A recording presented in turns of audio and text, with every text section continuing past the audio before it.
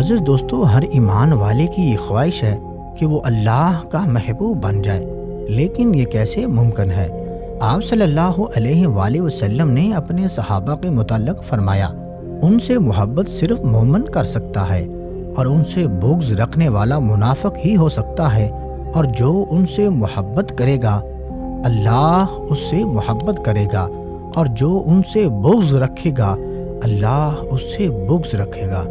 معزز دوستو، صحابہ وہ ہستیاں ہیں جن کو اللہ نے اپنے محبوب کی صحبت کے لیے چن لیا ہے، اور ان کی آنکھوں نے نور نبی کو دیکھا ہے۔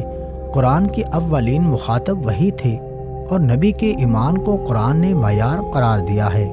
ان کا زمانہ سب سے بہتر زمانہ ہے، اللہ ان سے راضی ہے اور وہ اللہ سے راضی ہیں، لہذا اللہ کا قرب حاصل کرنے کے لیے ان کی محبت کا دل میں ہونا ضروری ہے۔